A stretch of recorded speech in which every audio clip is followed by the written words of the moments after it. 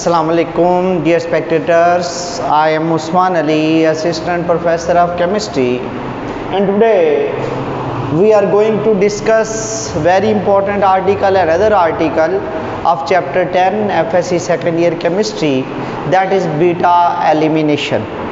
Dear students, अगर आप लोगों ने मेरे चैनल को सब्सक्राइब नहीं किया तो प्लीज़ इसको सब्सक्राइब करें ताकि हर आने वाली वीडियो आपको मिलती रहे और ये आपके बेनिफिट के लिए है।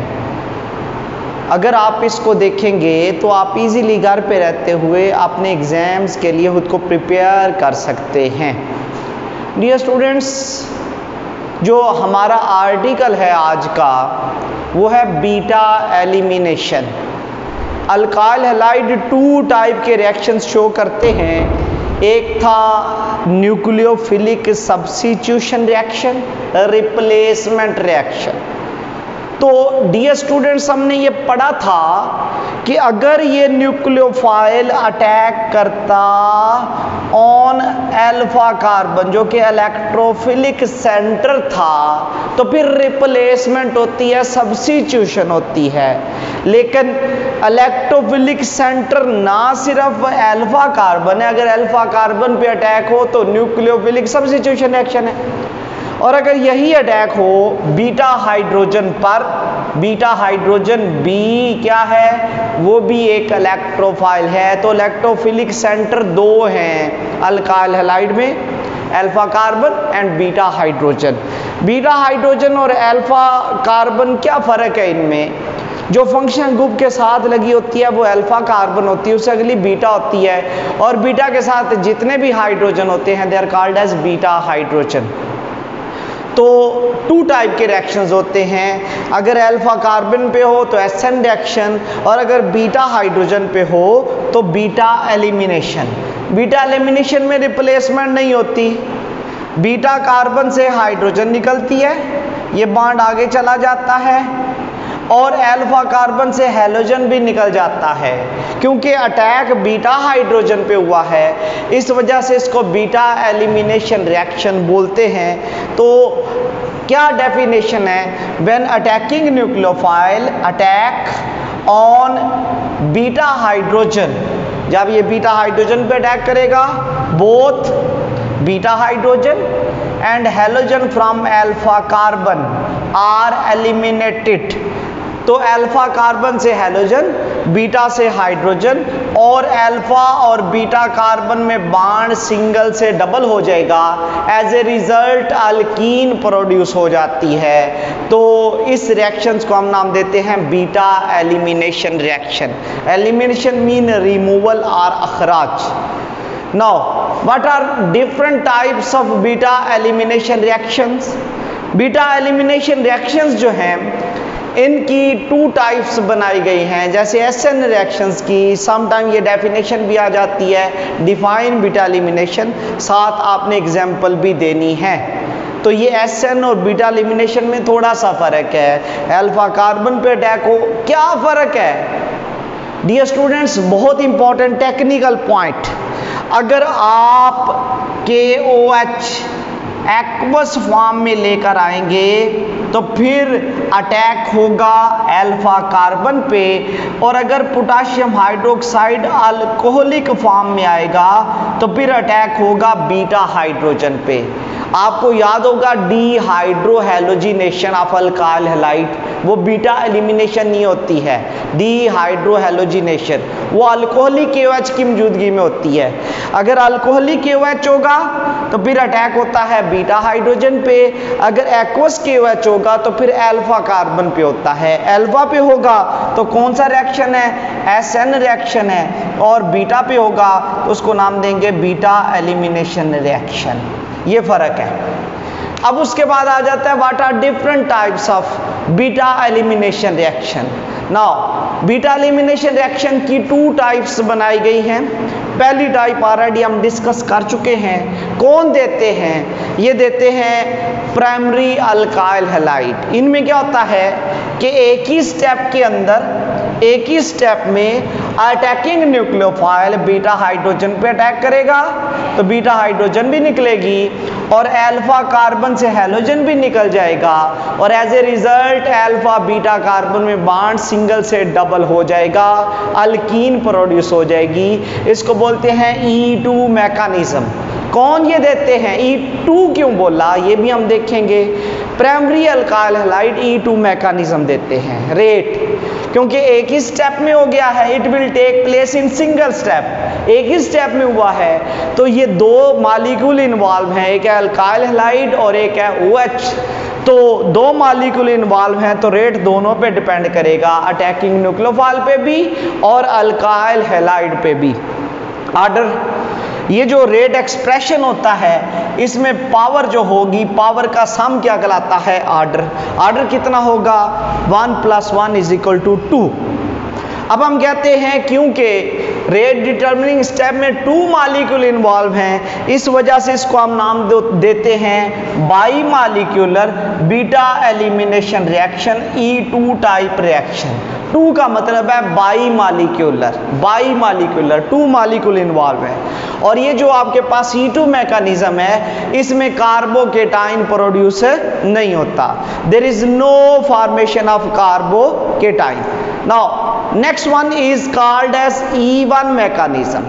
What is the difference? Bismillahirrahmanirrahim. And second step is E1 mechanism. Now what is the difference between E1 mechanism and E2 mechanism? यही हम डिस्कस कर रहे हैं। E1 mechanism डियर स्टूडेंट्स देते हैं tertiary alkyl halide. Tertiary alkyl halide में nucleophile पहले step में अटैक नहीं कर सकता due to presence of bulky groups. इनके इफेक्ट को बोलते हैं स्टेरिक हिंड्रेंस, रुकावट, बल्की ग्रुप की रुकावट। तो बल्की ग्रुप की रुकावट या स्टेरिक हिंड्रेंस की वजह से न्यूक्लियोफाइल बीटा हाइड्रोजन पे पहले स्टेप में अटैक नहीं करेगा। तो पहला स्टेप E1 और SN1 का सेम होता है। तो ये आ जाता है कि why E1 mechanism can not take place in single step. आपका आंसर ये होगा कि अल्काइल हैलाइड जो टर्शियरी होते हैं उनमें बल्कि अल्काइल ग्रुप्स होते हैं, they do not give space to attacking nucleophile and first step is slow and reversible और पोलर सॉल्वेंट्स की मौजूदगी में होता है तो हैलोजन निकल जाता है, कार्बोकेटाइन बन जाता है। एसिटिक एसिड पोलर सॉल्वेंट है। और दूसरे स्टेप में न्यूक्लियोफाइल अटैक करेगा, वो हम आगे देखेंगे। दूसरे स्टेप में न्यूक्लियोफाइल किस पर अटैक करेगा?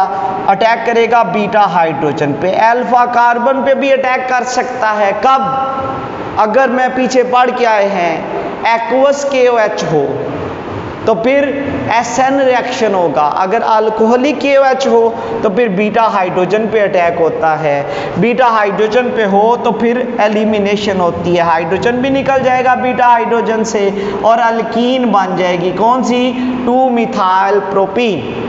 तो इसका मतलब है फर्स्ट स्टेप में हैलोजन निकल जाएगा पोलर सॉल्वेंट की मौजूदगी में, कार्बोकेटाइन बन जाएगा जो कि स्लो और रिवर्सिबल है। सेकंड में न्यूक्लियोफाइल बीटा हाइड्रोजन पे अटैक करेगा, बीटा हाइड्रोजन भी निकल जाएगी और एज ए रिजल्ट अल्कीन बन जाएगी ये वाली 2 मिथाइल प्रोपीन। ये कितने स्टेप में होता है? 2 स्टेप में। ऑलरेडी हम पढ़ चुके हैं सिंगल स्टेप में क्यों नहीं होता। पहला स्टेप E1 और SN1 का सेम है, कार्बोकेटाइन बनता है। कौन देते हैं ये वाला mechanism? Tertiary alkyl halide give SN1 mechanism. Now rate, क्योंकि पहला स्टेप स्लो है, रिवर्सिबल है, तो ये मैकेनिज्म के दौरान जो स्लो स्टेप होता है उसको हम बोलते हैं रेट डिटर्मिनिंग स्टेप। तो रेट उसी स्टेप पे डिपेंड करता है, पहले स्टेप पे, क्योंकि वो स्लो था। ऑर्डर, क्योंकि रेट एक्सप्रेशन में पावर जो होती है उसको ऑर्डर बोलते हैं, पावर 1 है तो ऑर्डर भी कितना होगा? 1 होगा। तो रेट डिटर्मिनिंग स्टेप में क्योंकि एक मॉलिक्यूल इन्वॉल्व है इस वजह से इसको हम नाम देते हैं unimolecular beta elimination reaction, unimolecular beta elimination reaction. जो पहले वाला मैकेनिज्म पढ़ा उसमें कार्बोकेटाइन नहीं बनता, लेकिन इस मैकेनिज्म के दौरान स्टेबल कार्बोकेटाइन बनता है। अगर आपको आज ये डिफरेंशिएट करो between E1 and E2 mechanism तो आप ये डिफरेंशिएट कर सकते हैं। अब coming towards the some other reactions of alkyl halide. Other reactions of alkyl halide में डियर स्टूडेंट्स हम पढ़ेंगे वुड्स सिंथेसिस। वुड्स सिंथेसिस में क्या हुआ है कि दो इथाइल क्लोराइड आपस में रिएक्ट कर गए हैं। किसकी मौजूदगी में? सोडियम मेटल की मौजूदगी में, ईथर एज ए सॉल्वेंट। तो ये दोनों क्लोरो सोडियम के साथ निकल जाएंगे और ईथर एज ए सॉल्वेंट होगा और साथ ये दोनों इथाइल आपस में मिल जाएंगे। तो इसकी इंपॉर्टेंस क्या है? इसके जरिए हम सिमेट्रिकल लार्जर अल्केन बनाते हैं। स्मॉलर से लार्जर। सिमेट्रिकल कौन से होते हैं? जिनमें कार्बन या 2 हो या 4 हो या 6 हो, डबल होते हैं, बराबर काटे जा सकते हैं, तो लार्ज सिमेट्रिकल अल्केन बनते हैं। व्हाट इज कॉल्ड एज, दूसरा जो है रिडक्शन ऑफ अल्काइल हैलाइड। तो रिडक्शन ऑफ अल्काइल हैलाइड हम ऑलरेडी पढ़ चुके हैं, किस में? प्रिपरेशन ऑफ अल्केन्स के अंदर, और उसमें हमने ये पढ़ा था कि जिंक रिड्यूसिंग एजेंट इलेक्ट्रॉन देता है। कैसे देता है? अगर आप इसको डिस्कस करना चाहते हैं, इसका मैकेनिज्म देखना चाहते हैं, आप मेरा लेक्चर देखें प्रिपरेशन ऑफ अल्केन्स के अंदर, चैप्टर 8 का, उसमें मैंने मैकेनिज्म दिया हुआ है किसका? रिडक्शन ऑफ अल्काइल हैलाइड का। तो ZnHCl की मौजूदगी में रिडक्शन होगी, जिंक डस्ट इलेक्ट्रॉन देता है, रिड्यूसिंग एजेंट है, स्ट्रॉन्ग रिड्यूसिंग एजेंट है। ये H इथाइल के साथ मिलेगा, इथेन बन जाएगा, साथ ZnCl2 बन जाएगा। अब उसके बाद है reaction with sodium lead alloy. What is called as alloy? Now अगर एक से ज्यादा मेटल्स इकट्ठी पाई जाए तो उनको बोलते हैं एलॉय। 2 या 2 से ज्यादा मेटल्स हो, ये सोडियम लेड एलॉय है, ये मिथाइल क्लोराइड के साथ रिएक्ट करेगा तो क्या बन जाता है? Tetra methyl lead. यही अगर इथाइल क्लोराइड से रिएक्ट करेगा तो बन जाता है टेट्रा इथाइल लेड। ये इथाइल लेड से मिलेगा, NaCl अलहदा हो जाएगा। Tetra ethyl lead important component है किसका? एंटी नॉकिंग एजेंट का। ये एंटी नॉकिंग एजेंट है, ये हम पढ़ चुके हैं रिफॉर्मिंग में चैप्टर 7 के अंदर। तो अल्काइल हैलाइड के ये कुछ और रिएक्शंस हैं। नेक्स्ट जो आर्टिकल है वो है ग्रिग्नार्ड रिएजेंट, उसको हम नेक्स्ट डिस्कस करेंगे। आज के लिए इतना ही। अगर आपको मेरी वीडियो पसंद आ रही है तो मेरे चैनल को सब्सक्राइब करें। अल्लाह हाफिज़।